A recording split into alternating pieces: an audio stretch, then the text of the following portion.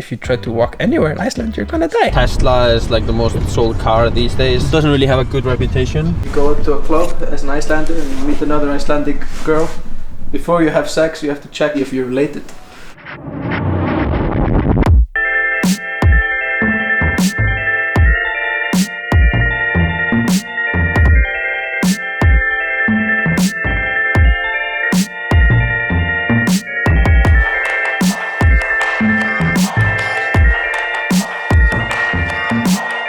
My name is Torgeir, and I'm a fisherman from Iceland. There's a lot of people, yes, who work as a fisherman. What did you fish in this last trip that you just came back from? Hot dog, redfish. How is the life of a fisherman? It's difficult sometimes, especially at the winter time. It's a rough weather, and you never know how the weather is going to be the next day or the day after or the next week. A little bit over 2 months. One trip fishing in shrimp in close to Svalbard. It was very, very rough trip. What's your favorite thing about Iceland? Or It's the pure nature. and what about something that you don't like about Iceland? The weather. You don't like the rain, right? Especially at the winter time. I always feel safe here. It's that small that almost everybody trusts everybody else, you know. It's a secure country. Lot of space, good water, good economy most of the time. But it's expensive to be here because these few people have to make all these roads and the electric lines and all the infrastructure is very expensive. You don't have a carpooling type of service in Iceland. We have like Facebook groups. How does the school system work in Iceland? At 6 or so, you go to like the first school, and that's like 10 years. And then high school between 16 and 20. This is like how it was with me, but they actually shortened it now to 3 years. So you graduate when you're 19. And most people usually take a break, and then you can go to university. How common is it for people to own their own car? Very common, because if you try to walk anywhere in Iceland, you're gonna die. Okay. Because there's nothing in between. It's not common to have sidewalks in the small towns, for example. In like smaller towns, yeah, maybe bicycles for kids, but most people who turn 17 probably have a car. So what age did you get your own car? I bought my car at 16. 16. I was about to turn 17. It was an old Skoda Fabia 2003. I mean, we did get very influenced by the American culture, the westernized culture, because of the Nazis first inhabiting us, and then Americans came and took over, and then we kicked the Americans out. So they left a lot of culture, I guess. Sweets, eating candy, liking guns, cars. When the Americans were here in the Second World War, you know, they were very popular with the ladies. So there's a lot of kids in Iceland that have American fathers they've never met. What's the feeling of Icelandic people towards Americans or American culture, you think? You know, love-hate relationship like most countries. I think most Americans you meet that are like traveling around Iceland, Americans you meet here, they are gonna be you know, like with a different mindset than your like average American. So they're very open-minded. What's the gun law here? Policy. Gun policy law. To have a gun license here, you have to go through a test and read a book and know actually stuff about guns. Otherwise, you're not allowed to have a gun. I mean, And if you get a gun, you can only have outside of like a gun area, range area, and you can only own a shotgun or a rifle. Nothing like serious. Okay. So you cannot own a pistol at your home. Okay. But on the subject of America, I mean, who doesn't love to make fun of them? We all love them, but they're so fun to make fun of. They're just the meme capital of the world, you know, you can't deny it. Hey, hi, it's me editing. 2 things. First of all, I want to invite you to check out my previous Iceland video.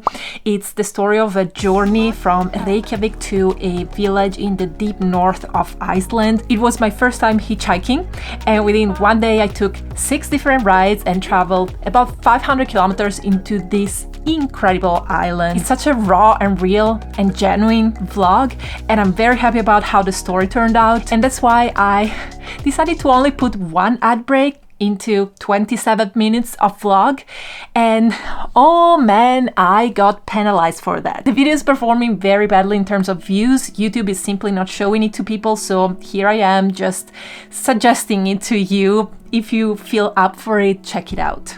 Man, I'm sad for this because it's such a good video within my channel. Second thing, this is the second and it's gonna be the last video of this trip to Iceland that I publish on my YouTube channel. And I know I haven't told you much about my experience of this trip. I told all the details of this trip on my Patreon page. I decided to make one of the 7 Tales of Islands videos that I have on my Patreon page accessible to everyone. So even if you're not a patron right now, you can go on patreon.com/whatishymaryjane, scroll down all the posts that you cannot see because you're not a patron, and check out the only one that is accessible, that is unlocked. Okay, back to Iceland now. To be fair, at that point in time, we were just a shithole. Yeah. They brought a lot of good stuff and a lot of bad stuff, you know, and we learned from the westernized world, through them, pretty much. Yeah. Most of the roads in Iceland are because of the Second World War, and because we're on the topic of the Second World War, at that point in time there were like 200,000 or less Icelandic people, and we lost like 17 compared to per capita. Percentage wise, we like had the biggest manfall of all the countries. Iceland loves to say per capita. It's just we're really good at everything per capita.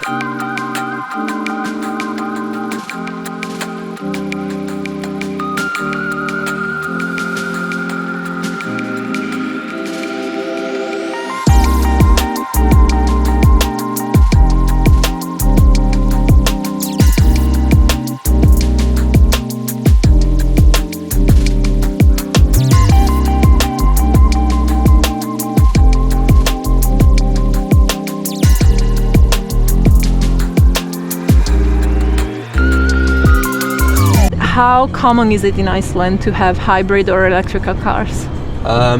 In the past like 3-4 years it's been more and more common. Tesla is like the most sold car these days, and I think like for the past 2 years or something in Iceland. It doesn't really have a good reputation because Iceland has like pretty rough weather, and for example this winter somebody drove into a puddle and their Tesla died, and apparently it's not warranted if there's a puddle that's deeper than 20 centimeters. So if you're gonna drive into a puddle in a Tesla, you have to go out and measure it before you drive into it and have physical proof that it's smaller than 20 centimeters. Otherwise, yeah, it's like a huge thing. It was like a huge news thing in Iceland. Do people in Iceland eat veggies? Yes, but not a lot. And there's a lot of people that just don't eat veggies at all. Like? I eat veggies. What? The meat soup, for example, has turnips, carrots, onion, and potatoes. Potatoes are veggies, are right? Veggies. Potatoes are veggies. Oh my god. I'm a vegan. Do you know where the veggies that you buy at the market come from? Yeah. All the veggies we use at the restaurant, they come from the greenhouse between here and Húsavík. We get like all our tomatoes, paprika, cucumber, the green salad. I'm not sure what it's called in Iceland. There's a lot of extra cost that doesn't apply in the like European like countries. So in Iceland, you go to the supermarket and there's like Icelandic cucumber or Icelandic paprikas, and then like non-Icelandic, like imported. The imported ones are like quite a lot cheaper. Yeah, I can confirm this. Today I bought red bell peppers at the supermarket. I bought the Icelandic ones, which were more expensive, and I paid, I think, about 6 euros per red bell pepper. Medium to small sized. You still have energies? Me? Yeah. Yeah. It never runs out. What about you guys? Dead. That's why vegetables are really not that common in Iceland, is because they just have been hard to get and they have been very expensive in the past, and then you know, like when they get cheaper and more available, then it's like harder to implement it. Like your parents never really had veggies, so they're not really gonna cook veggies. Like when I was younger, there was like almost never like a fresh salad at the table. Like that just didn't really happen.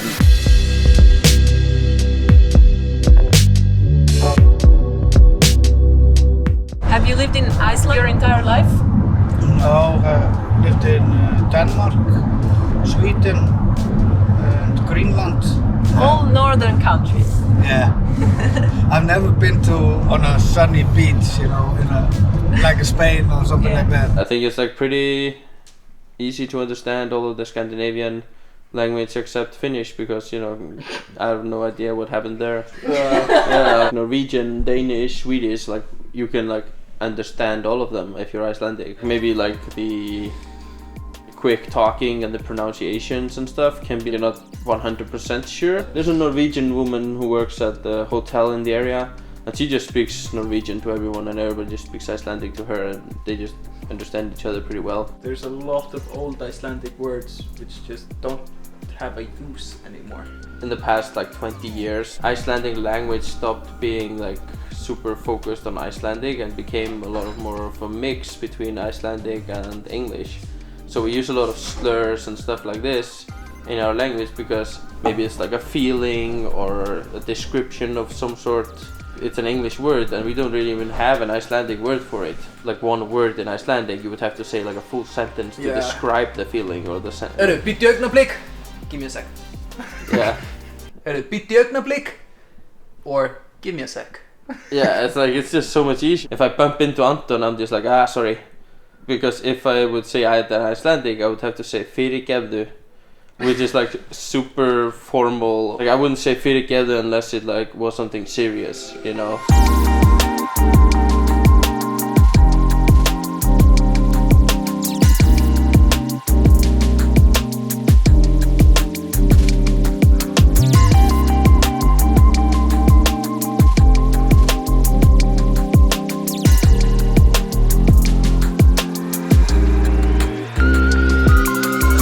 How did you get over all those centuries without incest problems? If I may ask that. Ooh. Yeah. Or did you have any? Probably, definitely. There was like, you know, incest in that sense. It's called raiding, going over to other countries and kidnapping people. It's always like talked about like how Iceland has so many like beautiful women is because we went to England, took all of the beautiful women and then just left all the ugly women. Like, that's like quite literally a joke in Iceland. Back in the old days, it was like a common thing to be taking the babies out of the house in the middle of winter and just walking them somewhere far away and like leaving them behind, you know, because If you can't take care of a baby, you know, or it's disabled and it can't help you like build anything or do anything, like in the old days, it didn't have any value. yeah, like Which is as sad, rough but, as you it know, was, that was that's just the truth. A So common joke in Iceland that when you go to a club as an Icelander and you meet another Icelandic girl, before you have sex, you have to check the Icelandic book to see if you're related. And what's the Icelandic book? The Icelandic book is a website that you can enter any person's name or kennitala, which is like their social security number, and figure out how related you are. Every person that has been born with Icelandic blood has been documented into this book since, I want to say 1600s, officially. And nowadays this is an app. App, yeah, pretty Yeah, much. so- the person that we were related through is on the top. It was really fun back in like grade school. Go and check how related you are to all the famous Icelandic history people. Oh. Yeah, that's the only use I really had for it.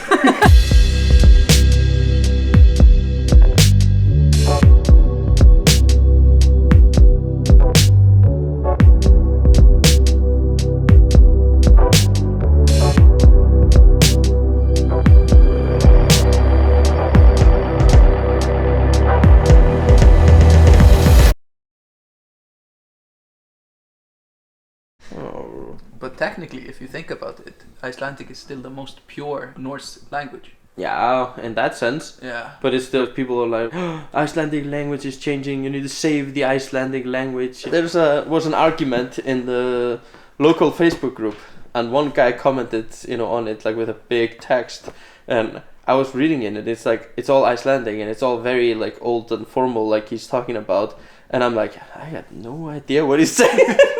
Like, I don't know what all this shit is supposed to mean, because it's like never ever used, and you don't, like, if you like hear the word and you don't know like what to connect it to, then you have no idea what it means. Yeah, I don't know, like, Icelandic language is cool, but there are still like more people that know how to speak Klingon, which is the made up language from Star Trek. That's probably more useful than Icelandic. There are more people that speak Klingon than there are people that speak Icelandic.